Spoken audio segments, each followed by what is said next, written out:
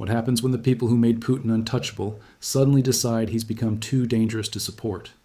For the first time in over 20 years, Putin's inner circle is openly rebelling against him.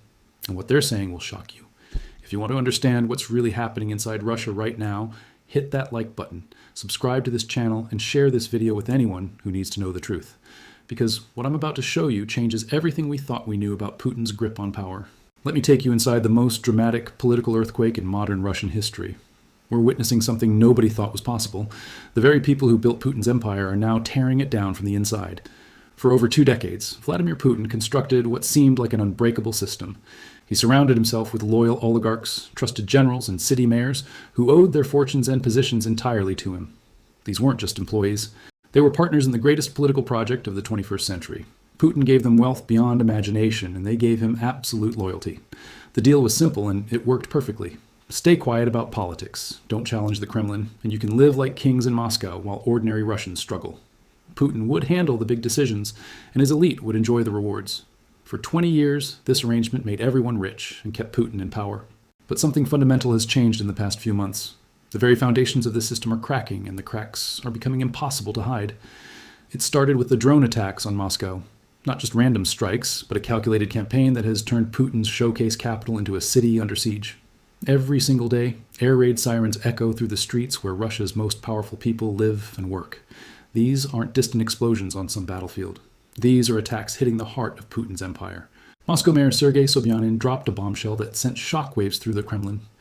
In a public statement that would have been unthinkable just months ago, Sobyanin revealed that over 6,000 drones targeted the Moscow region in July alone. 6,000. Think about what that number means. This isn't a military campaign anymore. This is a siege of the Russian capital. But here's what makes this truly unprecedented. Sobyanin didn't just report the attacks. He openly criticized Putin's war strategy. Standing in front of cameras, Putin's hand-picked mayor declared that transitioning to a full war economy would kill the country. These weren't the words of a loyal subordinate. These were the words of a man who has decided that saving Russia is more important than saving Putin. The attacks have been surgical and devastating. Ukrainian forces haven't been randomly bombing Moscow. They've been targeting the exact infrastructure that keeps Putin's elite comfortable and powerful. The Kapotnya oil refinery, which supplies nearly half of Moscow's fuel, has been hit repeatedly.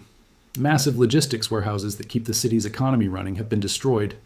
Even the restaurants, where Putin's inner circle meets for dinner, have become targets. When Daria Dugina's wedding celebration at an upscale Moscow restaurant ended in a deadly explosion that killed the son-in-law of a top Russian general, it sent a clear message. Nobody in Putin's circle is safe anymore. Not in their homes, not in their businesses, not even at private family events.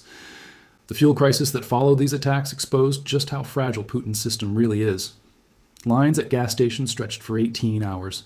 Armed National Guard troops had to patrol to prevent riots.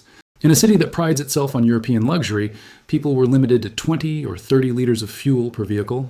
Black markets emerged overnight, and prices skyrocketed. This wasn't happening in some distant Russian province. This was happening in Moscow, where Putin's most important supporters live. The oligarchs who funded his rise to power found themselves waiting in gas lines like ordinary citizens. The mayor, who had always defended Putin's policies, was forced to admit that the capital city was running out of basic supplies. The economic impact spread far beyond fuel shortages. When logistics hubs burned down, food supplies became unreliable. Supermarkets that had always been fully stocked suddenly had empty shelves. The wealthy Moscow residents, who had been insulated from the war's consequences, were now experiencing them directly. But the real breaking point came when Putin's security guarantees completely collapsed. For decades, one of Putin's most important promises to his elite was simple: support me, and I'll keep you safe. Your families will be protected. Your businesses will be secure. Your lives will be comfortable and predictable. Those guarantees are now worthless. The restaurant explosion that killed General Chuikov's son-in-law proved that even the families of Russia's highest-ranking military officers aren't safe in Moscow anymore. When Roscosmos's main research facility near the capital caught fire on the same day as Sobyanin's drone announcement, it became clear that Ukraine could strike anywhere, anytime. The psychological impact on Moscow's elite has been devastating. A false alarm at the prestigious Moscow City financial complex recently caused thousands of people to flee down stairwells in panic. These weren't ordinary citizens. These were the bankers, lawyers, and business executives who form the backbone of Putin's economic system. And they were so terrified of drone strikes that they stampeded at the sound of a false alarm. Hey, if this analysis is opening your eyes to what's really happening in Russia, do me a favor. Hit that subscribe button right now and ring the notification bell. Over 90% of viewers haven't subscribed yet, which means they're missing crucial updates about this historic collapse. Don't let that be you. This is where Sobyanin's rebellion becomes truly extraordinary. As Moscow's mayor since 2010, Sobyanin has been one of Putin's most trusted administrators. He was never supposed to be a political figure. He was supposed to be a quiet technocrat who kept the capital running smoothly while Putin focused on bigger issues. But when Sobyanin publicly declared that a war economy would destroy Russia, he wasn't just reporting facts. He was directly contradicting Putin's entire strategic vision. He was telling the world that Putin's war policies are failing, that they're unsustainable, and that they're actively harming the country he claims to be protecting. This wasn't a private disagreement leaked to the press. This was a public break with Putin's policies, delivered on camera for the entire world to see. For a mayor who has always stayed carefully within his lane, this was the equivalent of a declaration of war against the Kremlin. Sobyanin's timing was no accident. His statements came as rumors of a new mobilization wave were spreading through Moscow. Putin's military losses have been so catastrophic that he's preparing to draft hundreds of thousands more Russian men. But this time, the mobilization won't just target poor rural areas. This time, it will reach into Moscow itself. The prospect of mobilization has terrified Putin's urban elite in ways that nothing else could. These are people who sent their sons to study abroad and their daughters to European universities. They never expected their families to pay the price for Putin's imperial ambitions. Now they're facing the very real possibility that their children will be drafted into a war they never supported.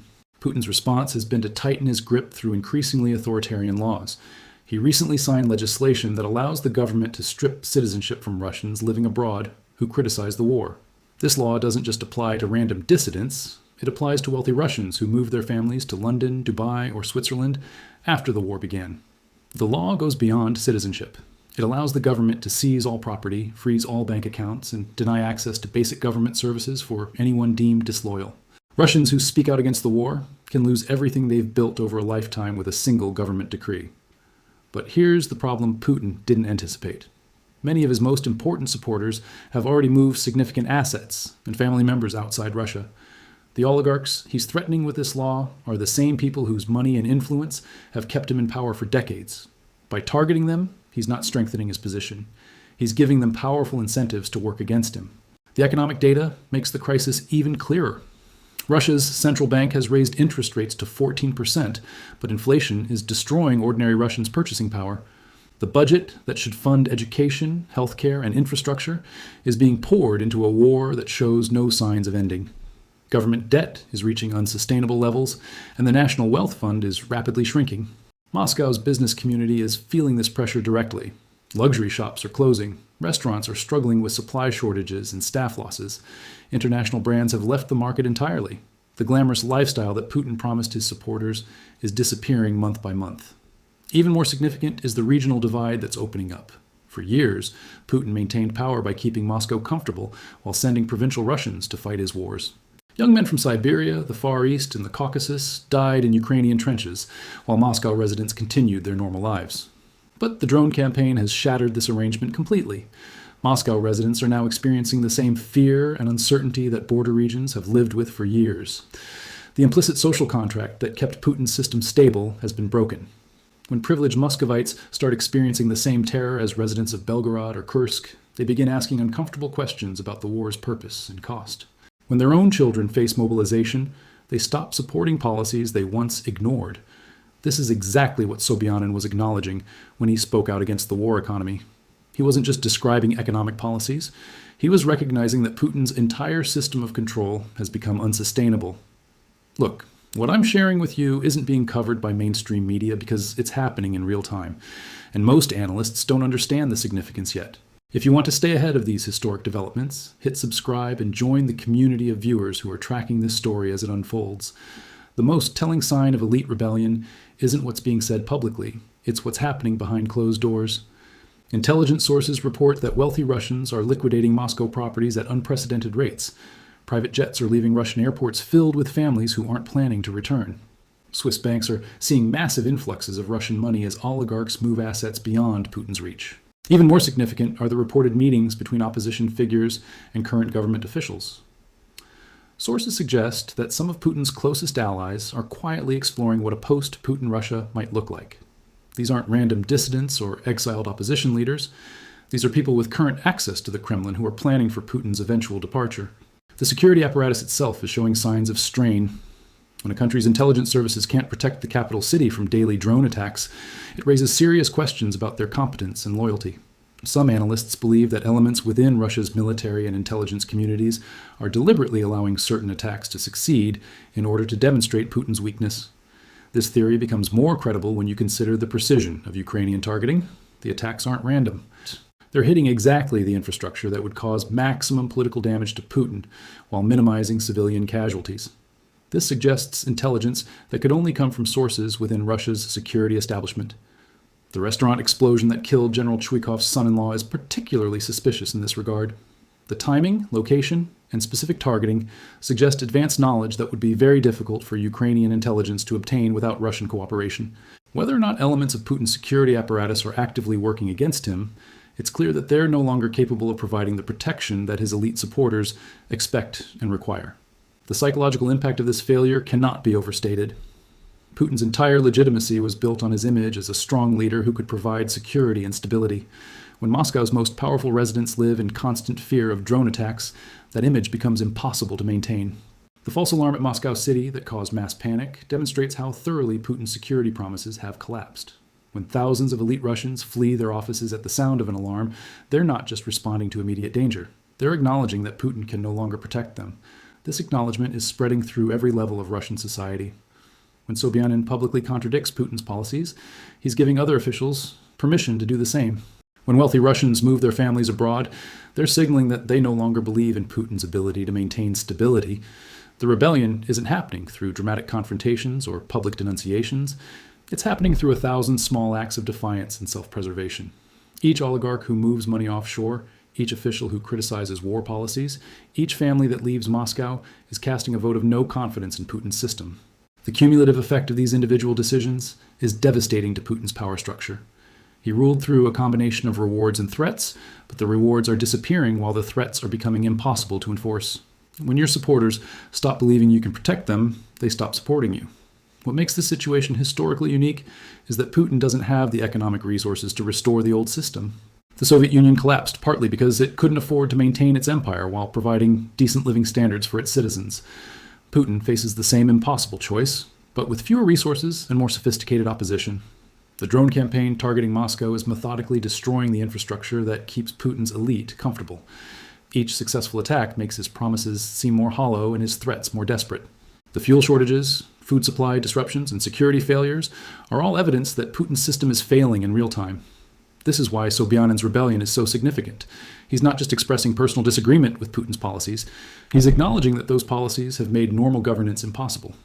When the mayor of Moscow can't guarantee basic city services because of military policies he doesn't control, the entire system has become dysfunctional. The timing of Sobyanin's statements, coinciding with new mobilization rumors, suggests that Putin's inner circle has reached a breaking point. They're being asked to sacrifice their own children and their own futures for a war they never wanted and don't believe can be won. Putin's response, through authoritarian legislation, is making the situation worse rather than better. By threatening to seize assets and strip citizenship from critics, he's forcing his supporters to choose between loyalty and survival. Many are choosing survival, which means choosing to work against him. We're witnessing the end of Putin's social contract with Russia's elite. For 20 years, he provided wealth and security in exchange for political obedience. That contract is now broken beyond repair, and no amount of authoritarian legislation can restore it. The question isn't whether Putin's system will survive this rebellion.